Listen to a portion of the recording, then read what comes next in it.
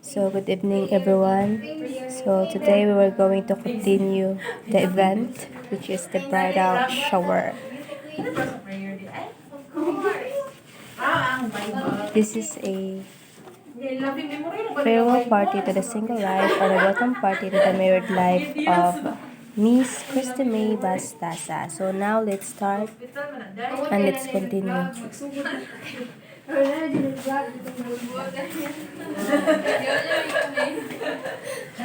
first, sa next part sa atong kagabihon, sa program sa kagabihon, natuta sa prayer by Ms. Jennifer. And then we will come to him and the word of exhortation. So, please, Ms. Jennifer, prayer.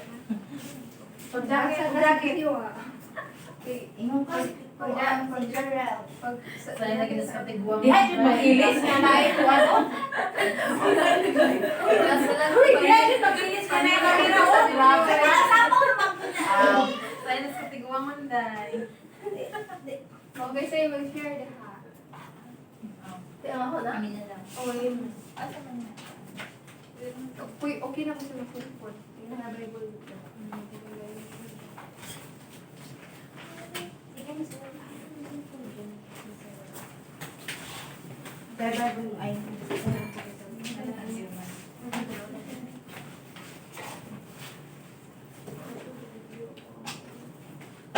English natin. Oh, later na tarong nga. Picture. Na-photo tape. Picture tape.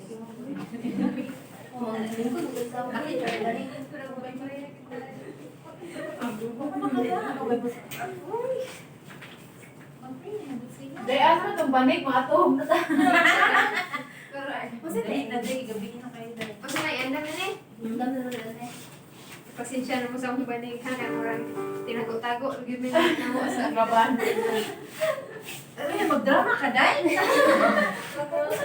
Kaya ko, pas ganahan ko. Banig. Okay? Sige, go mo. Pray Sige, ka mag-pray na ka. Get one for you. Sige, mag-pray ka ka. Amahan ng mga sa langit, kami nagpasalamat sa pinag-inihatag mo o sa oras amahan, kami magkatapos. Araw nga pag-celebrate, Lord, sa imong kaayos kinabuhi ni Christy May, na hiabot matak na o Lord, na ginaampo amahan, na imong sila hitusa, na ni Kuya Bani, kung magpasalamat po kami sa mga tao, imong mga kamot, Lord, na imong gitugot na mutabang amahan, alam na kining event is put into order. Salamat po Pinoon sa mga kinabuhi na sa mga tao na imong nagkaroon, alam mo kami mo nahiusa, sa kalipay na sa kalipay na kami nag-iusa sa witness sa kasal ni Ginoo, may kung yung tulong amahan, ayan naman mo kasi sa pagtuon naman sa scripture, makasabot ninyo, kaya matulong ang madungog, makatan, magdito sa mga kasingkay sa amahan, alam mo kami magpabatulong kaaral kanino, kung kinabuti, matarong, o anain ituokan, Ginoo, o tagasibahon, sa espiritu, salamat sa ngalan ni Jesus.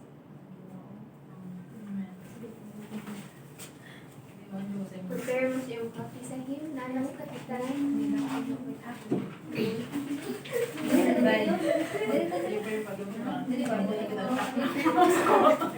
Kaglisa to, bisa lang. Mag-English ba ko?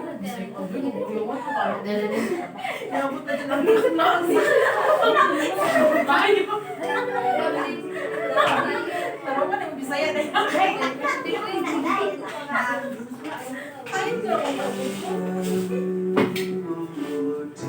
Start ko, wala. Return back. Return back kay one. Start.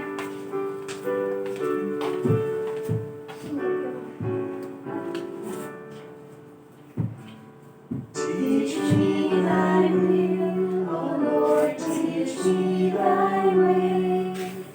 Teach me to know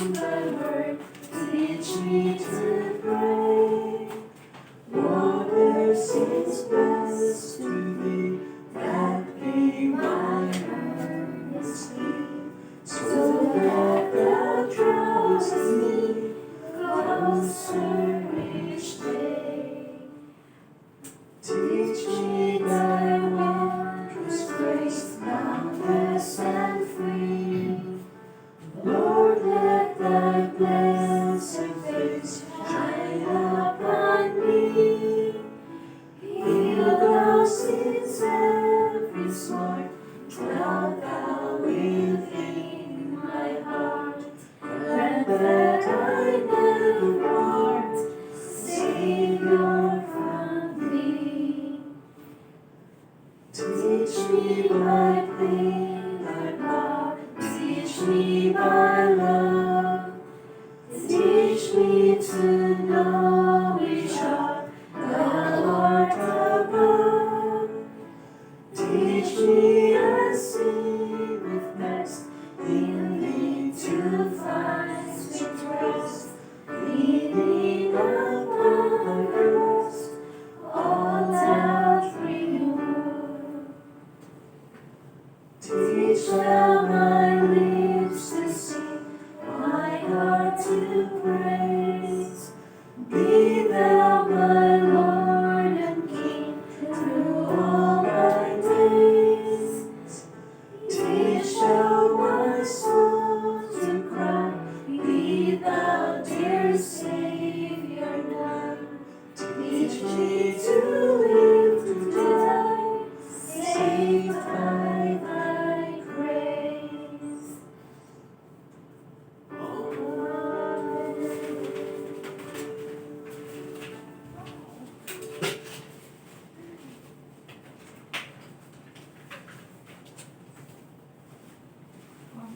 Amen. So, I'm going to study Genesis chapter 1, 2, and 3. Read verse by verse, the reading. So, alamahan ay makasubay ang tanan. So, verse 1, verse 2, verse 3, verse 4, anak ha? Yung maning major ikaw yun, Genesis 1, 2, 3. Taas-taas din. Hindi ko man. Prayer na. Closing. In the beginning, God created the heavens and the earth. And asa ko to ba? Verse by verse. Wait mo? Lima-lima na lang ang verse. Lima-lima lang din. Oh, sige. In the beginning, God created the heavens and the earth was formless and void, and darkness was over the surface of the deep, and the Spirit of God was moving over the surface of the waters. Then God said, "Let there be light," and there was light. And God saw that the light was good, and God separated the light from the darkness. And God called the light day, and the darkness he called night. And there was evening, and there was morning one day. Verse 6. Then God said, "Let there be an expanse in the midst of the waters, and let us separate the waters from the waters." And God made the expanse, and separated the waters which were below the expanse from the waters which were above the expanse. And it was so. And God called the expanse heaven. And there was evening, and there was morning, a second day. Then God said, "Let the waters below the heavens be gathered into one place, and let the dry land appear." And it was so. And God called the dry land earth, and the gathering of the waters he called seas. And God saw that it was good. And God said, "Let the earth sprout vegetation, plants yielding seed, and fruit trees bearing fruit, in which is their seed, each according to its kind, on the earth." And it was so. And the earth brought forth vegetation, plant yielding seed according to their own kind, and trees bearing fruit, in which is their own seed, each according to its kind. And God saw that it was good, and there was evening, and there was morning, the third day. And God said, "Let there be lights in the expanse of the heaven to separate the day from the night, and let them be for signs and for seasons and for days and years. And let them be lights in the expanse of the heaven to give light upon the earth." And it was so. Then God made two great lights, the greater light to rule the day, and the lesser light to rule the night. He made the stars also. God set them in the firmament of the heavens to give light on the earth, and to rule over the day and over the night, divide the light from the darkness. And God saw that it was good. So the evening and the morning were the fourth day. Then God said, let the waters abound with an abundance of living creatures, and let birds fly above the earth across the face of the firmament of the heavens. So God created great sea creatures and every living thing that moves, with which the waters abounded, according to their kind, and every winged bird according to its kind. And God saw that it was good. And God blessed them, saying, be fruitful and multiply, and fill the waters and seas, and let birds multiply on the earth. So the evening and the morning were the fifth day. Then God said, let the earth bring forth the living creature according to its kind, cattle and creeping thing and beasts of the earth, each according to its kind. And it was so. And God made the beasts of the earth according to its kind, cattle according to its kind, and everything that creeps on the earth according to its kind. And God saw that it was good. Then God said, let us make man in our image, according to our likeness. Let them rule over the fish of the sea, and over the birds of the sky, and over the cattle, and over all the earth, and over every creeping thing that creeps on the earth. And God created man in his own image. In the image of God he created him, male and female. He created them. And God blessed them, and God said to them, be fruitful and multiply, and fill the earth, and subdue it, and rule over the fish of the sea, and over the birds of the sky, and over every living thing that moves on the earth. Then God said, behold, I have given you every plant yielding seed that is on the surface of all the earth, and every tree which has fruits yielding seed, it shall be food for you.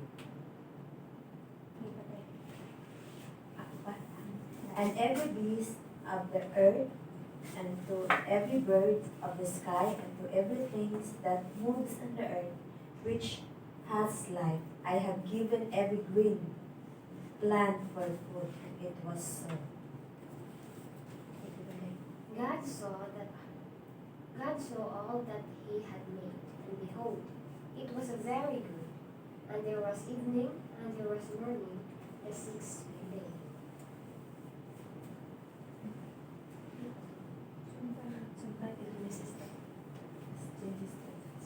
Thus, the heavens and the earth were completed, and all their hosts. By the seventh day, God completed his work which he had done, and he rested on the seventh day from all his work which he had done. Then God blessed the seventh day and sanctified it, because in it he rested from all his work which God had created and made. This is the account of the heavens and the earth when they were created, in the day that the Lord God made earth and heaven.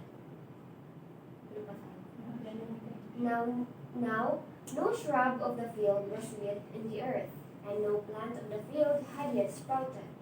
For the Lord God had not sent rain upon the earth, and there was no man to cultivate the ground. And the mist was going up from the land, and was watering the whole face of the ground.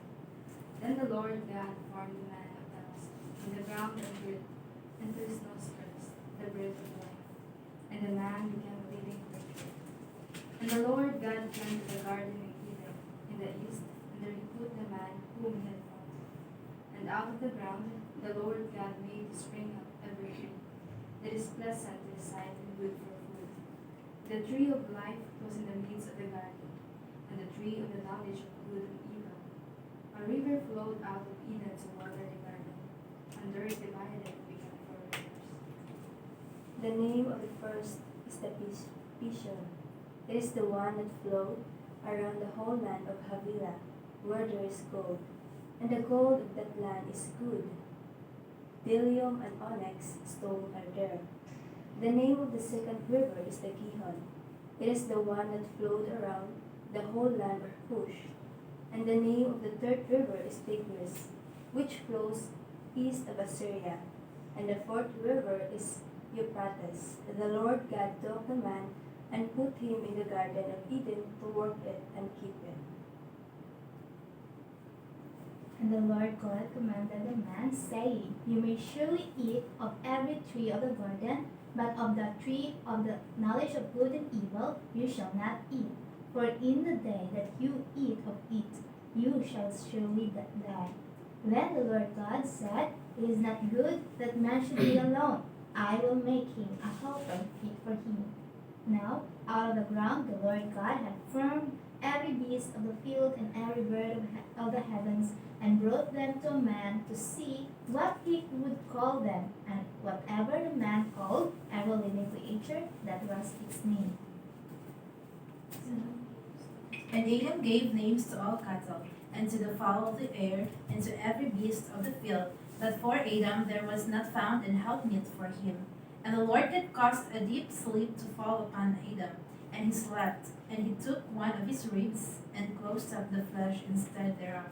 And the rib which the Lord God had taken from man made he a woman, and brought her unto the man. And Adam said, This is now bone of my bones, and flesh of my flesh. She shall be called woman, because she was taken out of man.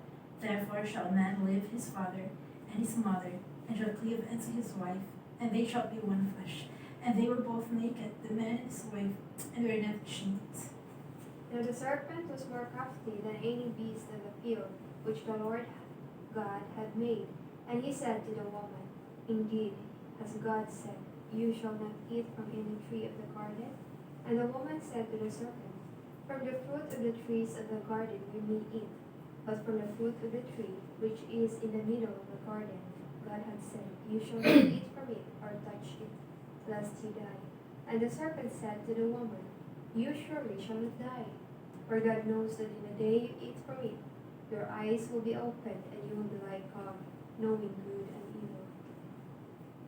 So when the woman saw that the tree was good for food, and it was a delight to the eyes, and that the tree was to desire to make one wise, she took of its fruit and ate, and she also gave some to her husband who was with her, and he ate. Then the eyes of both were opened, and they knew that they were naked, and they sewed fig leaves together and made themselves bandages.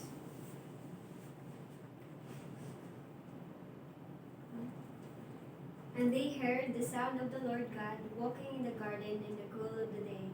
And Adam and his wife hid themselves from the presence of the Lord God among the trees of the garden.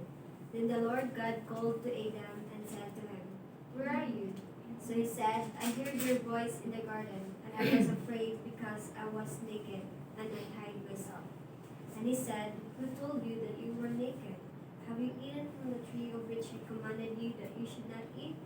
Then the man said, The woman whom you gave to be with me, she gave me of the tree, and I ate. And the Lord God said to the woman, What is this you have done? The woman said, The serpent deceived me, and I ate. So the Lord God said to the serpent, Because you have done this, you are cursed more than all cattle, and more than every beast of the field.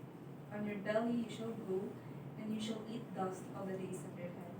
And I will put enmity between you and the woman, and between your seed and her seed.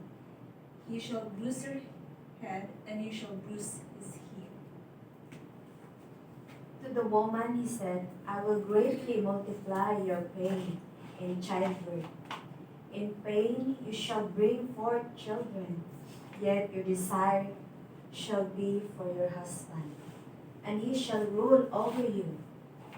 Then to Adam he said, Because you have listened to the voice of your wife, and have eaten from the tree about which I commanded you, saying, You shall not eat from it. Cursed in the ground because of it. In toil you shall eat of it all the days of your life, both thorn and thistles thistle. It shall grow for you, and you shall eat the plant of the field. But By the sweat of your face you will eat bread, till you return to the ground. Because from it you were taken, for you are a dust, and to dust you shall return. Now the man called his wife's name Eve, because she was the mother of all the living. The Lord God made garments of skin for Adam and his wife, and clothed them. Then the Lord God said, Behold, the man has become like one of us, knowing good and evil. And now he might stretch out his hand and take also from the tree of life and eat and live forever. Therefore, the Lord God sent him out from the Garden of Eden to cultivate the ground from which he was taken.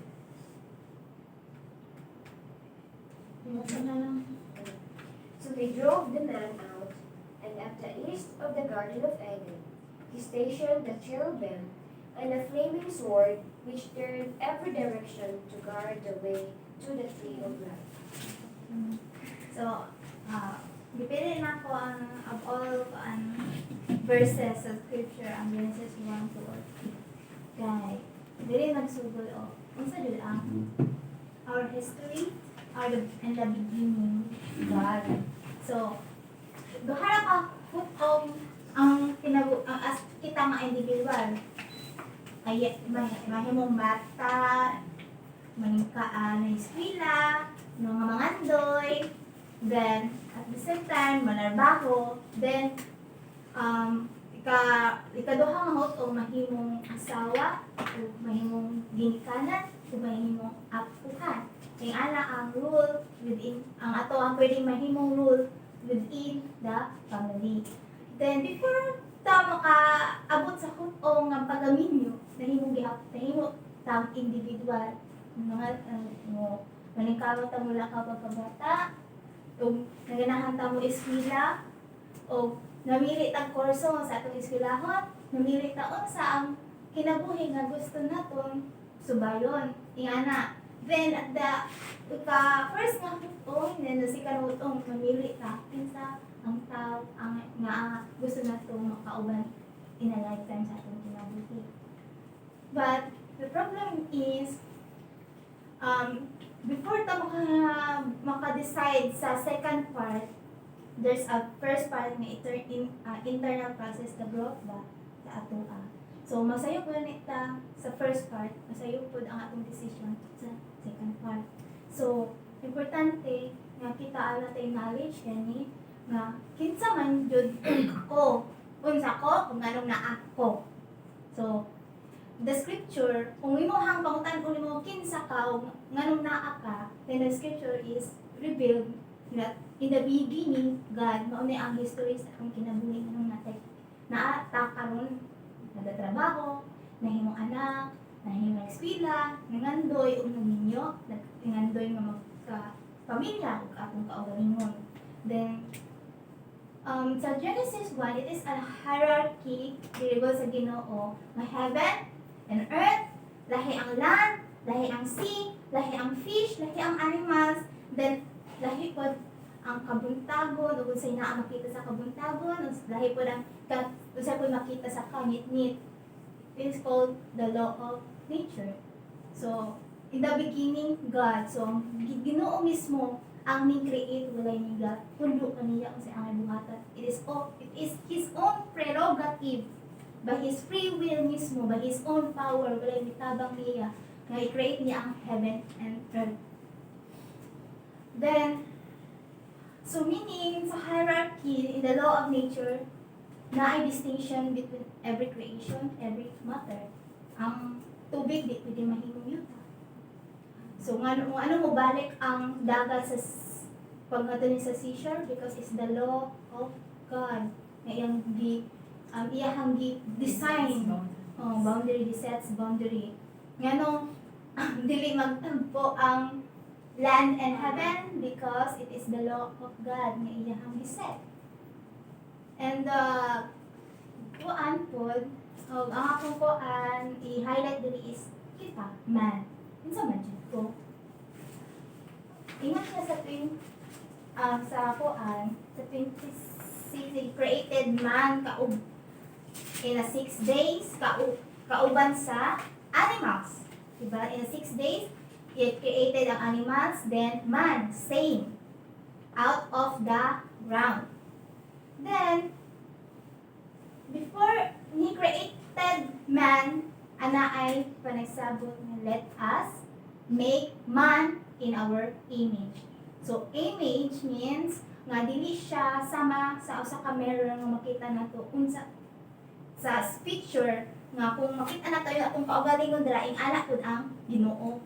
It means image is God in a communicable attributes ang kinaiyahan sa Ginoo iyang share sa tao aron mahimong sama niya is ang tao yung gihimo nga intellectual being na ipang hunahuna. So, kung moingon ka nga ang tao is gihimo niya out of the ground according to his image nga naay panghuna-huna. So, dili ta mo ingon nga ang usa ka animals na ikaugalingon niya pang hunahuna. Kay tao ra ang himo nga naay panghuna-huna nga naay kaalam sa Dios, makasabot sa Dios ug makighinabik sa Dios. So, lahi sa even to the animals and man, iyang gihimo in a 6 days, but he created distinction between them. Lahi ang tao, lahi ang animal. So sayo nga ang tao pwede by his own will makigninyo og animals. Kay tungod lamang kay ganahan siya. Tungod lamang kay siya magbuot unsa iyang kaugalingon. But kita depende sa Ginoo. Walay nang hangyo sa Ginoo nga himuon siyang tao. Ni bugwak tas diri sa kalibutan with nga gigiyahan sa Ginoo diri sa tiyan sa bakas sa atong ginikanan nga wala tay buot, wala tay sa galing ng pangunahuna. Hitubo lamang ta nga nakadepende tong kinabuhi sa Ginoo. Yung mahibaw-an na to, the life ang providence sa Ginoo gyud sa niya pagpahilom natin sa chapter 2.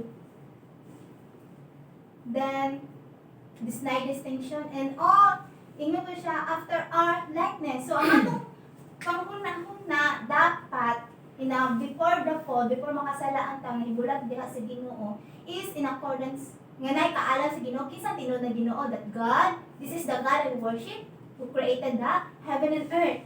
Dili siya sama nako nga nay sinugdanan ug dili siya sama nako nga gutumon ug mukaon. But God is walay sinugdanan because siya ang sinugdanan naton. Then He is the provider of all. Iyang kahibaw siya sa atong paminahanglan. He created us in the last day nga in His work sa 6 days before sa katong i-create niya ang creation. So, yung i-create ang other creation, okay, before siya i-create ang man, kakahibaw siya nga katong mga creation na yung i-create before us is atong paminahanglan aron man na aron mapadayon ang kinabuhi iyang gihatag. Then, in our own likeness nga naay nakasabot sa balaod sa Ginoo nga naay able to do unsay makapahimaya diha sa Ginoo. So he is the image bearer of God nga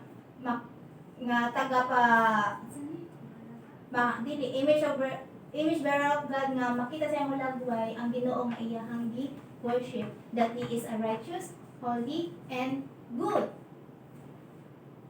So, napo din sa 6 days nga God created man in His own image. So, sa 27, God created man in His own image, the image of God, He created him, male and female. So, sa 6 days, lahi ang animal kingdom, ug lahi pod ang tao. So, ang gi-divide pod ang tao, male and female.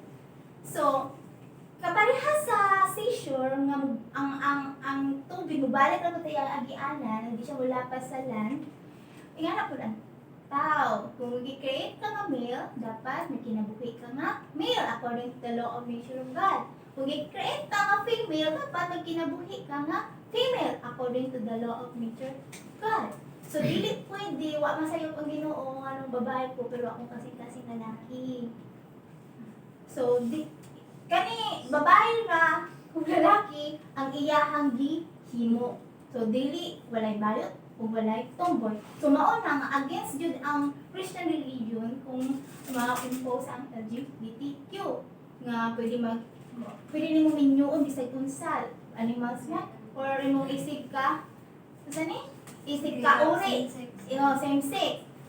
And kung makita nimo bisa pa man og ang tao mahimong rebellion sa Ginoo, kita gihapon nimo ang iyang sovereignty giun sa tapaghimo nga di man jud mahimong lalaki ang mahimong babae ang lalaki igawas natay distinct of us nga yan we have the ovary. Bisa pa magdakay tutoy lalaki ka or mahimo ka nagpa-change kag sex organ but you don't have ovary. So, nagihapon sa babae ang bearing of children. Gihatagan siya og rule to bearing the children. So, this is the original nga kabubuton sa Ginoo nga hantod karon gipadayon pakig nahimong again nagpadayon og rebellion against the will of God ang tao because sa sala nga wala siya kaila sa Ginoo. The image nga iyahang gihatag sa Ginoo ang Adam and Eve na wala to nga kaalam sa tinuod nga Dios tungod sa sala. Nahugawan ang likeness sa Ginoo nga wala. Imbes nga you are my God nga and I am your people. Ang tao himong God sa iyang kagalingon o wala na siya.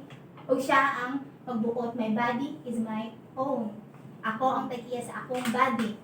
So, one thing po is, kaning babae lalaki, mo na siyang first household of faith sa Ginoo nga mahiusa diha nga naay kaalam diha sa Ginoo maga-worship diha ka niya. He is the household of faith. Iog kanang household of faith, Adam and Eve bisugo nga be fruitful and multiply and fill the earth and subdue it. So, originally, ang kami yun, wala lang mahitabo after the fall, after the fall, no? O ang pagpanganak, himo of children in the family, wala lamang ang sex in the bed, ang intercourse is, wala lamang siyang buhat, wala lamang siya in a man's will, itong nakabatik sila bumbo sa usap-usa, sa fall. After the fall, kundi gitugot na ni before the fall, gisugo na sila, be fruitful and multiply. Pero the procreation nga mahitabo in sa pag-inusa sa pag-iusas pagbuo og pamilya ni Adam ug Eve is mga ang kabubuton sa Ginoo is ang mga bata nga ang mga before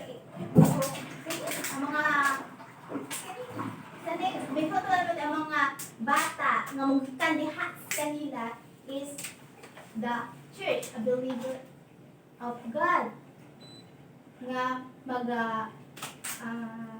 mugadaghan man kung before the fall mugadaghan man but still naagi hapon ang image bearer of God nga magasimba diha ka niya.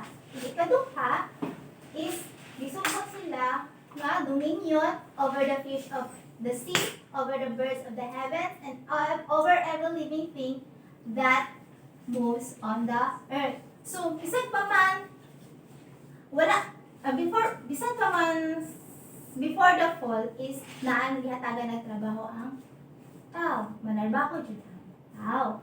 And ang panarbaho sa tao is para sa kahimayan sa Ginoo. Pero lahi na karon after the fall, ang panarbaho sa tao unsa naman para sa iyang kaugalingon nga ako dili gutomon na ako'y balay, maayong akong komportable ko. So, dili ko ani nga course kay nindot ni sa panarbaho dako ni kita. So puros iya. Imbes nga puros para sa kahimayaan sa Dios, nahimong puros iya. Then, bisan pa man sa before the fall gitugutan ka gitubo ka nga magkaroon ng pamilya, gihatagan kag panarbaho, panda gyapon ang sustenance sa Ginoo nga walay kabalaka. Kay behold, I have given you every plant yielding seed. So gitugutan sila, makaon gihapon sila, so walay ka gutom dito naa ang sustenance or provision sa Ginoo. So bisan pa man sa una, bisan today manarbaho ka, dili aron makakaon, makakaon or comfortable sa kinabuhi. Pero pagpalagad diha sa Ginoo, pero karon nanarbaho ka aron tumon magahimo provision diha sa imuhang mga anak. Manikamot ko manarbaho kay naay nagdisalig sa ako ang mga anak aron nga di sila tumon. So ang anak kinabuhi sa tao, so wala pa ang sala diri sa kalibutan naa hanay in order. Then and God saw everything that He had made, and behold, it was very good. So Ginoo ang nagaplano, siya po nagatuman sa iyang plano. Wala ang tao bisan gamay nagahatag tabang diha sa Ginoo, and everything na iyang i-create was good. So everything, kung naman tayo standard of good, dapat according to the will of God. Okay, when He commands His word, and His word did not bring Him empty, but it was fulfilled and established, para sa Ginoo it was good. So ang good, dili something, ang standard sa good is not something maghatag nimo kalipay or comfortable sa kinabuhi. Bisan pa man sa kasakit, o sa kaayo, sa kanihit man, or sa abundansya, everything is good as long as God's will matuman. So, and there was evening and there was morning in the 6th day. So, iyang nag-build siya household of faith in the beginning of time. And the 7th day, isugo sila nga, when everything has finished, on the 7th day, God finished His work that He had done and rested on the 7th day from all His work that He had done. So God blessed the 7th day and made it holy, because on it God rested from all His creation that He had done in. He rested from all His work that He had done in creation. So, kinabuhi sa taos nga nagsubay sa kabubutan sa Ginoo, nanarbaho para sa pamayan sa Ginoo. Dili mag-worry yung sa kaunon sa matagalaw kay God provide. Ang kaminyoon hiusa babae o lalaki, sila gitawag hiusa diha sa Ginoo, ug ilang mga anak pagkatubuon nga nay kahalok diha sa Ginoo. Ug in the 7th day na sila, at the end of the day na sila giilang gisimba nga tinuod nga Dios. Mao ni ang will of God din sa usa tawo nga angay natong mahibaw-an samtang kita nagtubo sa atong paninda ron aron nga sa second phase of our life sa kaminyoon kahibaw na ta asa unsa ang kaminyoon kay ang kaminyoon mao nagsugod diha ang crisis kani kung sa mission nga amo ang amo ang nakita mga bata walay tanong nga atiman igutom o mga dugyot hilak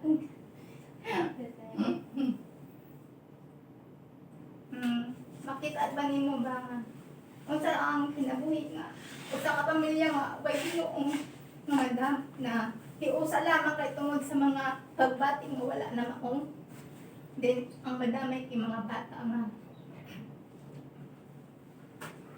nga unta sa kabubutan sa Ginoo be fruitful and multiply and subdue na dapat nahiusa diya sa Ginoo but tungod sa last of the first ako ang Ginoo sa kagalingon nawa ang sacrificial love sa Ginoo nga magaantos yun aron pag ang pamilya gi-build up giusa diya sa Ginoo diya sa kaminyoon is magatubo ang makita ang love sa Ginoo diya sa pamilya ba nga napoy mga bata nga sa insakto din ang pagkakuunta nga napoy kaalam diya sa Ginoo kung naamay kawatan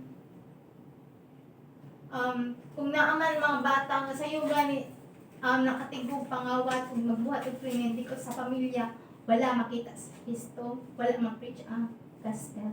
So ang discipline sa pagtubo sa usa ka tawo is magsugod jud sa household, sa pamilya. Una, Adam and Eve, ituluan na si Ginoo sa iyang angay kabubuton. Aron ni kaning be fruitful and multiply. Ma-share ang gospel diha sa pamilya o maniusa as a church. Nga na ay pag-ila, nga kinabuhi ni sa provision sa Ginoo nga na pag-ila diha sa Ginoo.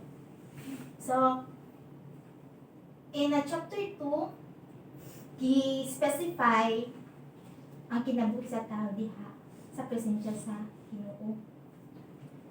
These are the generation of heavens and the earth when they were created in the day that the Lord God made the heaven, the earth, and the heavens. So, ang unang gihimo is lalaki. So, directly si Adam out of the ground sa earth.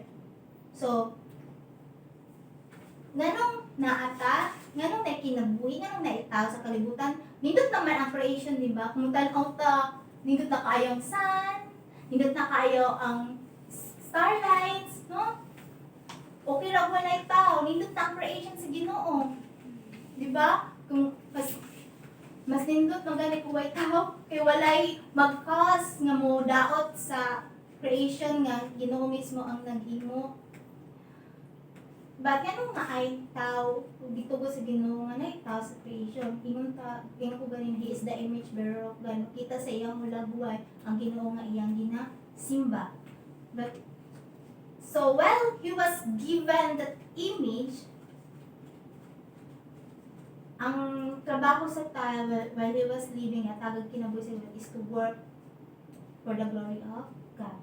So when no bush of the field was yet in the land, specified before ni ang scripture before niya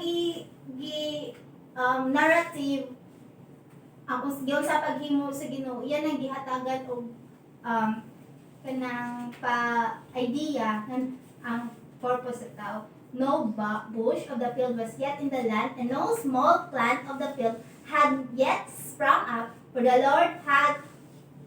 God had not caused it to rain on the land, and there was no man to work the ground. So, ang kinabuhi sa tao originally, di lang hayahay nga, o kaon ko, na ko'y farm din so ibot na lang kong pagkaon niya, to, murag, awan tamad nga, magbuhat na lang, mutaga kang sa kaprutas, but no, they were required to work for the glory of God. Then, dipakita sa verse 7 how God created the process of how God created the man. The Lord God formed the man of dust from the ground and breathed into his nostril the breath of life, and the man became the living creature. So, kitang tanan, atong kinabuhi, gikan sa Ginoo, wala na itong pangayua. Apan hatag, ang Ginoo gihapon na mubawi sa panahon nga wala ta kasabot sa paagi, sa unsang oras sa tako, haon. So, bisan pa matarong man ka og dili na ba kay tinuuhan Ginoo, wala ang atong kinabuhi nakadepende sa Ginoo. O bisan pa sa atong panarbaho, Ginoo gyapon ang nagbutang mga maestra ka, research ka, or nag-eskwela man kayong ani, or nga hamang kabitong bisag asa ka gibutang, ang Ginoo gyapon ang nagpahiluna for the purpose unta to glorify Him. Makita nato ang kaayo sa Ginoo, mabisad pa man wala ta kaila sa Ginoo, but to out of His benevolence wala ka pa sagdi. Diba? So, ang atong kinabuhi diha sa Ginoo, o gihatagan kag kinabuhi aron manabaho para sa Ginoo. So, God formed the man. Ang lalaki mao'y ang Ginoo mao'y nagahulma sa tao. So, kung kita, well, we are on the phase of the second, we are going through to the second phase of our lives sa pagninyuon, imbes nga makita nato nga ang atong pilion or ato ang ganahan, makig-uban is servant of God, nahimo ng materialistic ang tanan. Ganahan ko makigninyo kung naay trabaho, created or we establish our own standard. Ganahan ko niya, kay gwapo, gipakilig ko, nindot kay tingog. No? Ganahan ko, sa una, college ko, ganahan ko makauyab og engineering, kay buko ko math, at least lang ano ba no, mga standard. Mura bag, hindi ako. O, nga na, gamitay ang peg. Gusto ka mo, pipili ka, aron to sustain what you need, o say comfort nimo. Pero ang Ginoo, i-form siya ang nagalamig sa tao sa usa ka lalaki, no? Nga kundi ikaw ihatag diha ka iya ang lalaki nga mahiusa nimo in a covenant marriage na imo ang mahiusa diha sa Ginoo. Usa ka pamilya nga Ginoo mismo ang nagpili. Usa ka bana o usa ka badyo o usa ka laki nga Ginoo mismo ang nag-iusa. And the Lord God planted a garden in Eden in the east, and there He put the man whom He has formed. So, ang kinabuhi ni Adam at kung sa una is, though there night, dako kaayo, siya mo sa tibok kalibutan. So, dako kaayo ang iyong responsibility to work kung sa task nga gi-assign sa iya sa Ginoo. But ang iyang kinabuhi dito simple lang. Usara ka farmer karon gidilian na ni sa kababay di siya ganahan farmer kay init baho tusungod sa singot nangitom na og hugaw ang kamot so babay nga nagalantaw sa iya kaminyoon less jud niya pilion is ang usa ka tawo nga farmer nga kanang di ba kung farmer kung mo kuan man kaana anang manigwang mang imuhang na pictures di ba kay hilig man kaayo ang babay sa iyang mata kuan mo pili sa pictures sa usa ka tawo kiligon o physical ang iyahang kuan attachment sa usa ka lalaki pero as a servant of God dili ka makapili hain ka ang Ginoo ang nagapahiluna sa lalaki kung asa siya mapuyo, kung sa iyang panarbaho. So, and out of the ground, the Lord God made to spring up every tree that is pleasant to the sight and good for food. So, Ginoo gihapon ang nagpili asa ni kung sa trabaho ni Adam, Ginoo gihapon ang nagpili asa siya mapuyo, o kung Ginoo gihapon nag-provide sa iyahang paminahanglan. And the tree of life was in the midst of the garden, and the tree of the knowledge of good and evil. And then, ang Ginoo gihapon ang nag-design sa puloy-anan ni Adam diha sa Garden of Eden. So a river flowed out of Eden to water the garden, and there is divided and became 4 rivers. The name of the first is the Pishon, is the one that flowed around the whole land of Havilah, where there is gold, and the gold of that land is good. Bdellium and onyx stone are there. The name of the second river is the Gihon. It is the one that flowed around the whole land of Cush. And the name of the third river is the Tigris, which flows east of Assyria, and the fourth river is the Euphrates. So, panimalay nga gipuy-an ni Adam, mismo ang Ginoo mismo ang nag-design. The scripture is silent si Adam, di ba? Wala siya makabuot sa ang kinabuhing ihatag sa Ginoo niya. So, ang tanan dependent diha sa Ginoo. Katong kinabuhi dependent ta sa Ginoo. So, the Lord God took the man and put him in the Garden of Eden to work and keep it. So, Eden is his resident. It is kanang balay niya. Ang iyahang responsibility is to work and keep it. So, manarbaho and keep it. Meaning nga, kung may usa ka lalaki, mao ang head of the house, dapat iyahang protektahan o ampingan ang iyahang household. From asa man niya protektahan ang household from evil. Mao na purpose sa man to keep his household from evil. Kay evil dili makapahimaya diha sa Ginoo. So ang sala is ang mga binuhatan nga supak diha sa balaod sa Ginoo. So, ang tao dapat na aron nga mahiusa diha sa Ginoo, magasimba diha sa Ginoo nga matarong is dapat kahibalo siya sa balaod sa Dios ug magatuman ni ini aron nga makabaton siya pagkahimaya diha sa Ginoo. And that is that's para pag binuhat is he able to work from the law of in the law of God and keep it from evil. Kinabuhi nga nagasubay diha sa balaod sa Ginoo, diha sa kahimayaan sa Ginoo. So this is 16, and the Lord God commanded the man, saying, so naay sa kinabuhi sa tao aduna jud ang mando sa Ginoo. So in the covenant of the creation sa Ginoo, naa siya balaod. Balaod sa Ginoo nga ang sun in a day lang rise, nya mo set na sa night kay nanapod ang moon. So tanan law of nature. So ang man po magkinabuhi po siya in accordance and the law of God. Usa ka manto sa Ginoo adto ato gihisgutan, be fruitful and multiply, then dominion and subdue the creation. And ikatulo, usa sa mga balaod nga naay buhaton, napoy dili buhaton is to ingon siya, you may surely eat of everything of the garden, but so naay dili buhaton.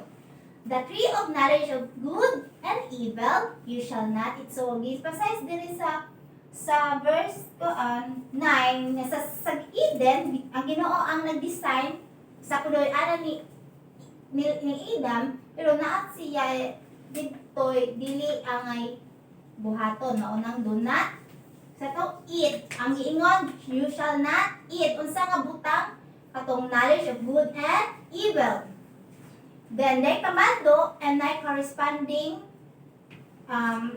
punishment or curse. For in that day you eat of it, you shall surely die. So sin, that is the wages of sin is death.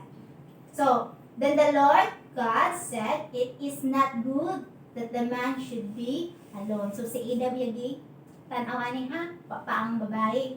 So dili sa panarbaho ni Adam, wa siya may reklamo, but it is God mooy nakakita sa panginahanglan sa lalaki. Man should be alone. So I will make him a helper for it. So ako, ang Ginoo mismo ang nag-decide nga ang sa panginahanglan sa buhaton sa iyahang nakita nga panginahanglan sa tao, siya ang nagahimo og way to fit na need ba. So ang iyahang gibuhat is to give a helper for Adam. Helper. So nga fit. So ibig sabihin nga helper dili maid. Usa sa mga requirements sa mga lalaki, katigo ba ka mo laba, katigo ba ka mo luto. So dili sa it is necessary for a woman nga katigo mo laba, katigo mo luto. Kung nakatigo man kaana or katigo man kaana, it is ganang tungod ug alang kay gihatagan ka og skills sa Ginoo gitudloan ka in your first stage nga sa imong pagtubog gitudloan ka sa Ginoo sa paglaba ug sa pagluto. What if di jud ka katigo mo luto? Di ba ka perfect fit? Kung ikaw kaila ka sa Ginoo o kahibaw ka as a woman, unsa na purpose nimo diha sa kaminyon? Magtuon jud pud ka magluto. Dili tungod kay standard sa imong asawa, but tungod kay calling sa Ginoong magnyo ka o kahibaw ka unsa di ay ang function sa usa ka wife. Ang pag-atiman sa imong bana, di lang sa imong bana, at also sa imong anak. Ug usa sa mga function sa pag-atiman is magluto, maglaba, paglimpyo. So, ang kaminyoon, kung sa kuan pa, di ba, ato mga rakin, uy, kabata ba ni mo, kay buot. Di ba, katigo mo na ba? ay ang orsa ka sa hunahuna sa tao. Bisa pa ba lang ang hunahuna sa tao na check ka alam kung sa DJ angay dapat mahibawan sa usa ka tao diha sa kami yung sa di task sa usa ka individual. Ang lalaki kanang dapat ay kanang dili dapat na di siya kuan provider man siya of the home, so na siya trabaho. Kaya ang babae is a helper nga gihatag diha sa lalaki, so dapat katino siya mo atiman sa naa siya wisdom sa pag-atiman sa iyang family, di ba? So so helper fit for him. Now out of the ground the Lord God had formed every beast. So unang gibuhat sa Ginoo beast of the field and every bird of the heavens, and brought them to the man to see what he would call them. So nakita sa Ginoo nga man should not be alone. Nya iyahang pag action is to give man a helper. So yung unang gibuhat is naghimo siya og beast, mga mananap.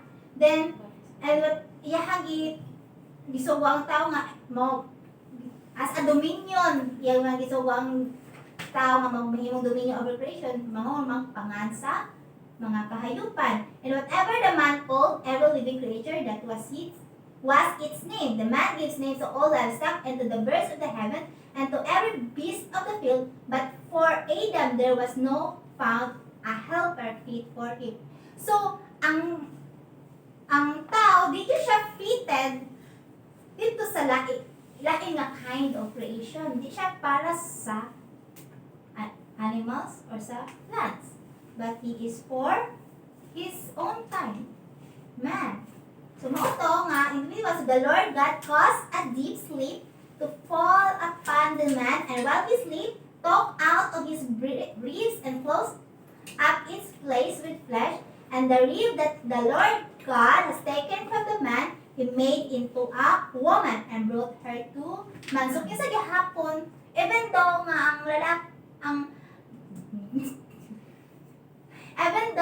ang babae gikan sa lalaki, but it is still the God who formed and made the man. Sama sa lalaki nga ang Ginoo ang naghimo o naglaming to be a good husband.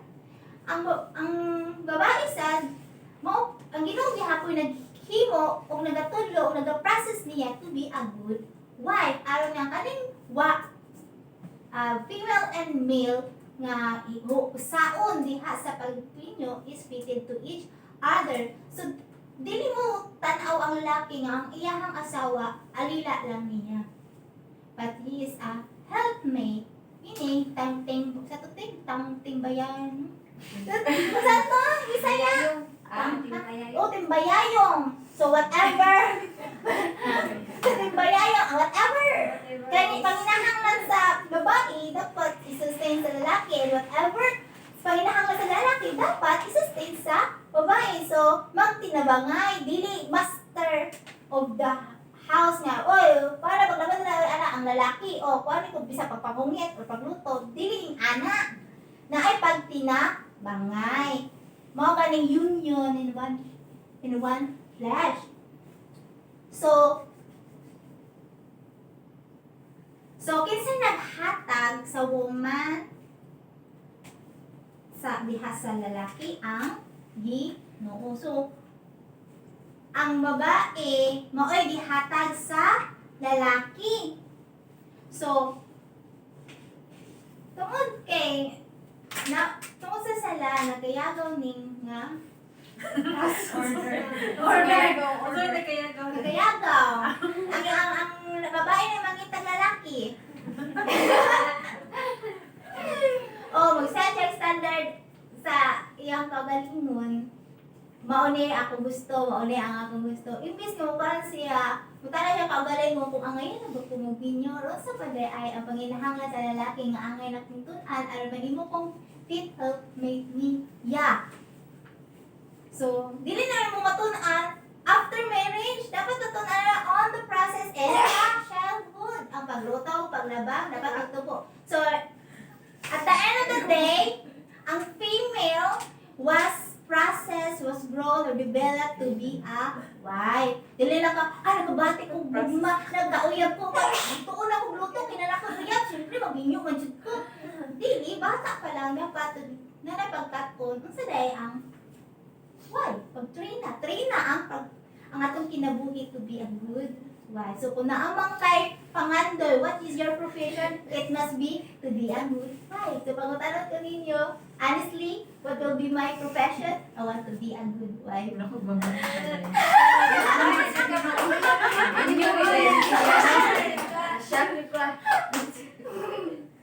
So, ang Panginoon, syempre, is a calling, di ba? Ang Ginoo naghanay nila, hatag nilang duha. So, kung bisan pa man, kung tungod sa Ginoo ang dili ka manginyo, dili na dapat nga himo kabugaton as an individual. Support as an individual. Wa ko mag-encourage po, sa ako personally ko mag-encourage magminyo ka, kaya tingalig baka sala na hinuon ka, dapat ko magminyo, pero di pa dahil ka inwisda magminyo. So mapod into sin, napod ka, temptation, sexual immorality. Di po kumaingon nga discourage ka, dili magminyo, kaya kung mapod into sin, napod ka nga pugngan, pud nimo kagalingan. Di ko maglaba, di ko maglaba aron dili ko mapitin to, bilaw kami, o dili ma-attract ang tao na ang lalaki na ko, dili sad. Dapat ato ang higher end as a woman is to be married in the Lord. Magtuon, maminyo man ko dili, pero ako ang babae man ko maghimo, so dapat matun-an ako unsay angay function sa usa ka babae. Ang babae na Proverbs 31 dapat katigum magluto, magatiman o pamilya. Ngano ay sa inyong panimalay na kaigso o na kay ginikanan, dili di ay nimo maatiman, ngadto lang jud di ay sa tao nga nakay pagbati or sa imong minyuanan nga object nimo na minyuan. Bisan pa man in your own household nga single pa ka, nagihapon ang function na sa wife mo atiman sa imong pamilya. So, as a function as a wife in the Lord. Wala. So, your whole heart is not to please man, but in the Lord. So, paghatag sa babae, sa Ginoo diha sa lalaki, ang expression sa lalaki is, then the man said, "This at last is bone of my bones, and flesh of my flesh. She shall be called woman, because she was taken of man." So, hindot kayo no, wa sa na nagkaagi kuyab. Minyo dayon. Pag mata ko, nila ko yung asawa to. So, sa kuan nga, sa ato ang sa kinabuhi nga naadyo pag ila diha sa Ginoo ba? Hindi sa sa pag ila sa Ginoo, doon na ang gihapon ang knowing each other, pero as long as matured mo, ready na mo to be a wife or to be husband, then pwede na pwede mo kung magkasinabot mo nga maghiusa diha o maghiusa diha sa Ginoo, then it's a